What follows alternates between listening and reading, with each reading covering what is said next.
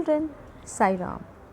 Welcome to part 6 of chapter 6 of history, that is towns, traders and craft persons. So children, before we proceed ahead, please keep your pen and notepad handy so that you can write all the important points or meanings that you feel necessary. I hope you are reading the chapter very well. I hope you are reading each and every part and going through the videos seriously, right? Yes. So before we proceed ahead, children, let's take a small recap on what we did in the last session. So children, in the last session we learned about fishing in troubled waters, Masulipattnam, right children? We learned that the town of Masulipattnam or Machilipatnam, which is literally the port town, fish port town, okay, it lays on the delta of Krishna river. Now children, we have already studied what is delta in geography, isn't it? Yes. So the Dutch and the English East India companies both attempted to control Masulipattnam as it became the most important port of the Andhra coast. We also saw that the Qutub Shahi rulers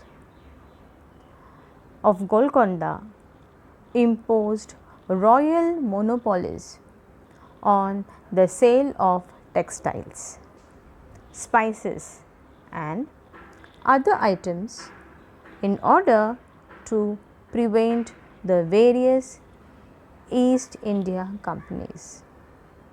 We saw the fierce competition amongst various trading groups, that is the Golconda nobles, Persian merchants, Telugu Komati Chettis, right, and the European traders.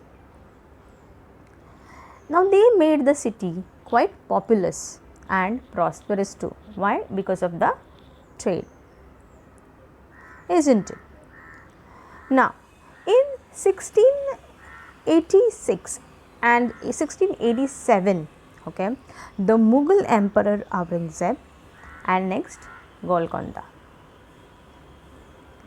This caused the European companies to look for alternatives.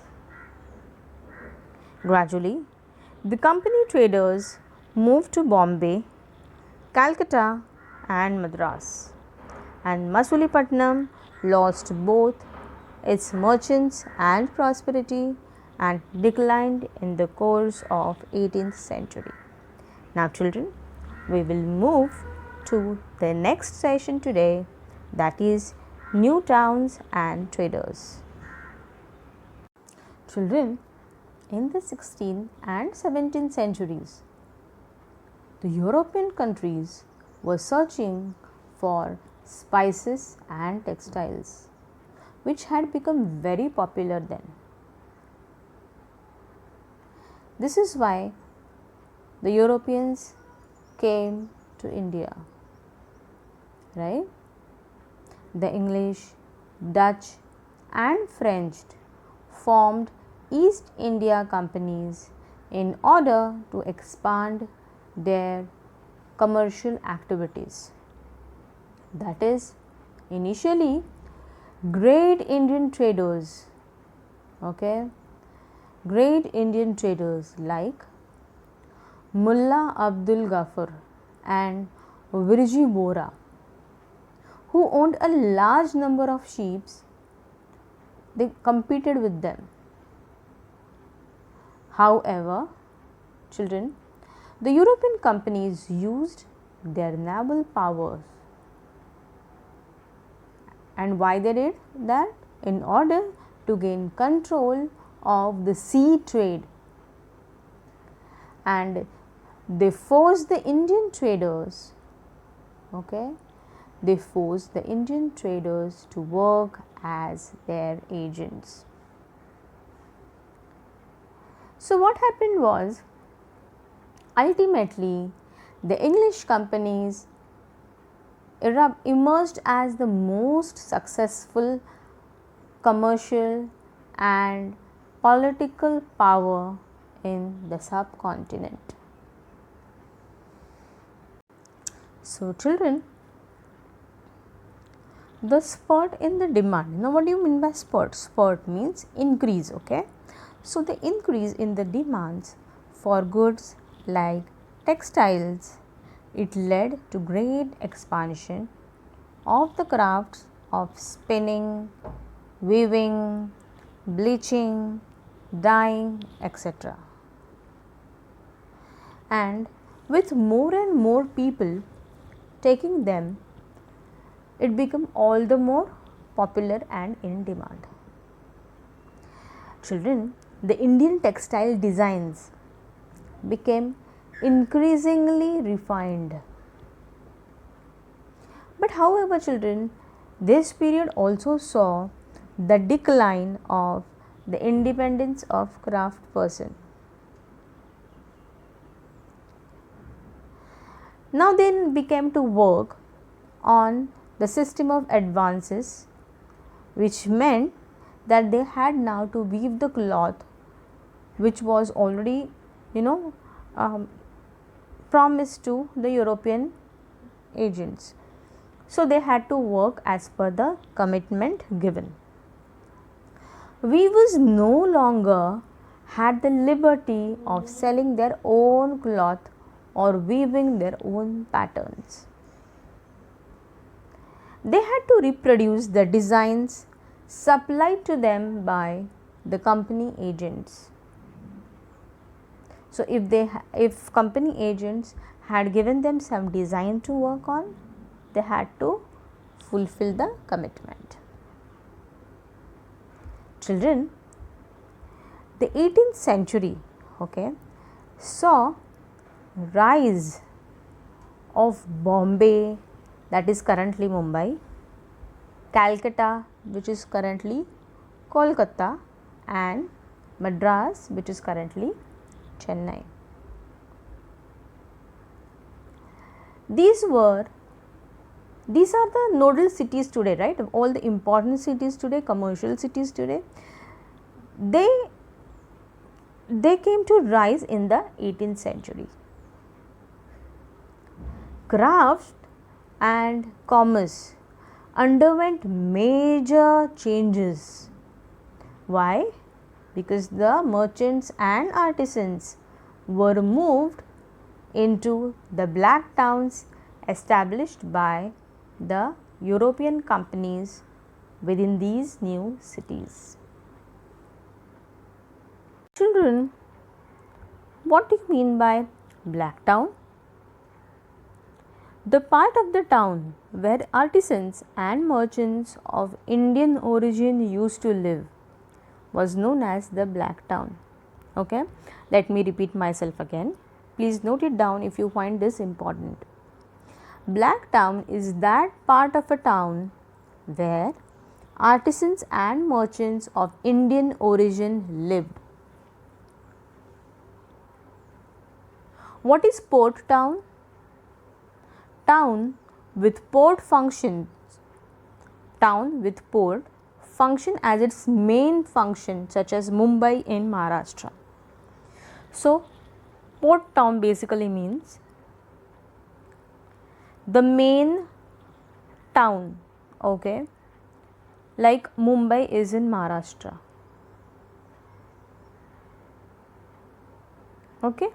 So I hope I have made these 2 points clear, these 2 meanings clear. Now let us proceed. So children,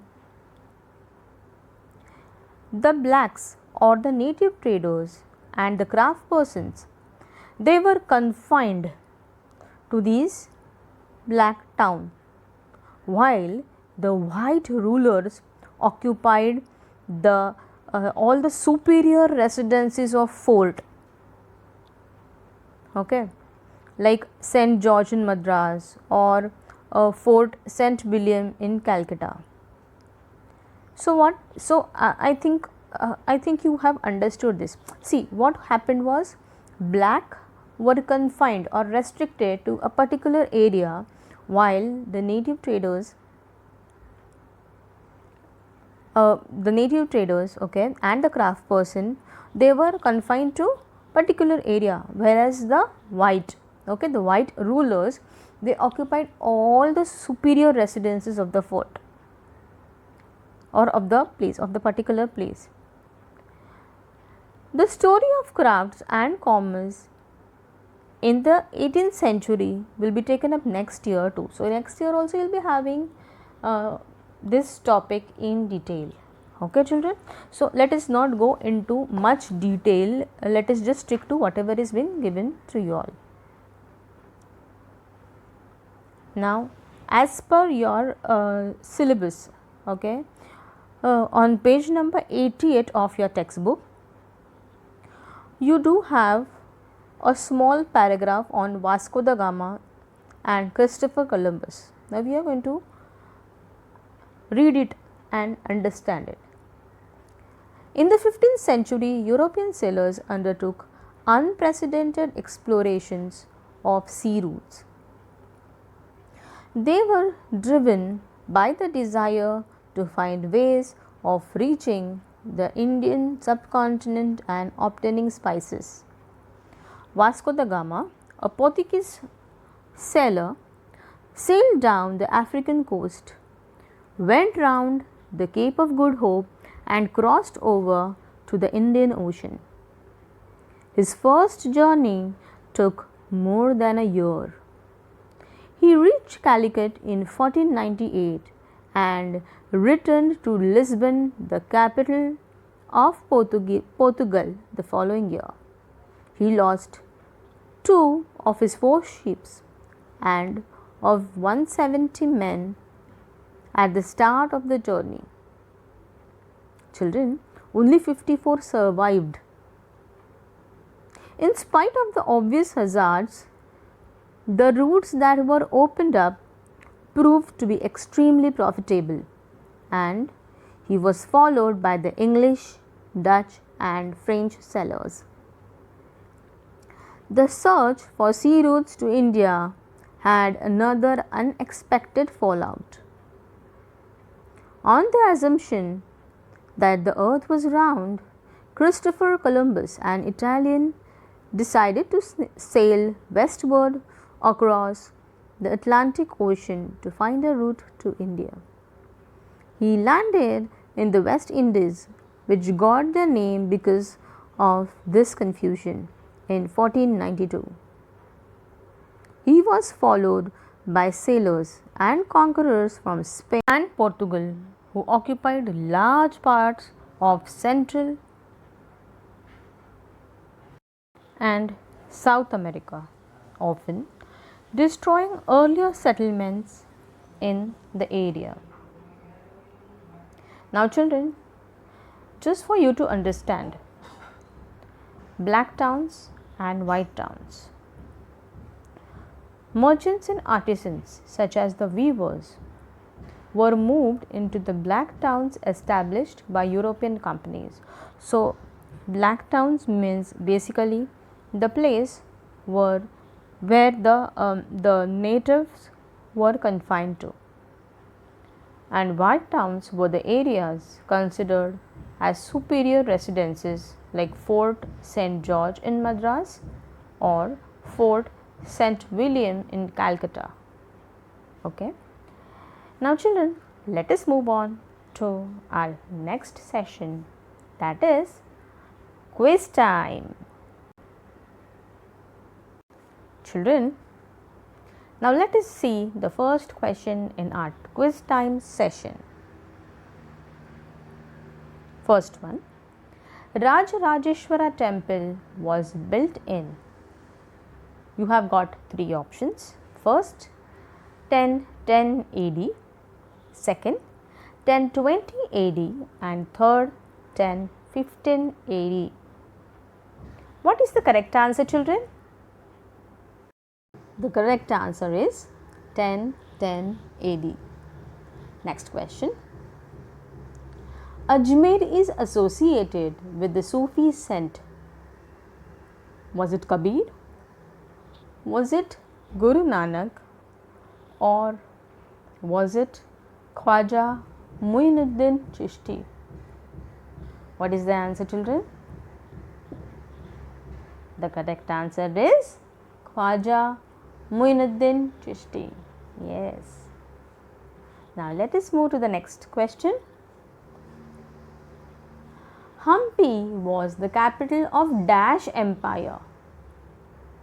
Was it Khalji Empire? Was it Mughal Empire? Or was it Vijayanagara Empire? What is the correct answer, children? Answer is Vijayanagara. So Hampi was the capital of the Vijayanagara Empire. The Dutch established a settlement at Dash in Andhra Pradesh. Hampi, Surat or Masulipattnam. What is the answer, children? The answer is Masulipattnam. The Dutch established a settlement at Masulipattnam in Andhra Pradesh. So children, these are the 4 questions, okay, which we have to identify whether it is correct or wrong, that is true or false. So let us begin now. First one, we know the name of the architect of the Rajarajeshwara temple from an inscription. Children, what is it? What can be the answer? Is it true or false? So children, the answer to the first question is true. Next question. Merchants prefer to travel individually rather than in caravans. What is the answer, children?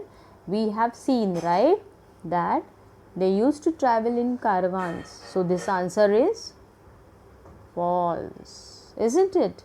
Yes. Kabul was the major center for trade in elephants. Children, what can be the answer to this? The answer is, of course, false.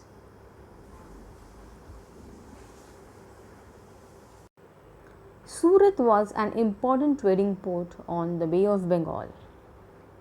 Children, does Surat comes anywhere near Bay of Bengal? No, it doesn't, isn't it? It comes somewhat near to the Arabian Sea. So, the answer to this is also false. Yes. So children, I hope you have understood this chapter very well. Please go through everything. Please go through all the videos. I know this chapter is lengthy, but still you need to read it thoroughly, read it paragraph wise properly. Okay. Try to frame small questions on your own. Don't worry about the length of the chapter. Don't get scared by it. Okay. So children, with this I end this chapter. See you in the next video. Till then, goodbye and keep learning.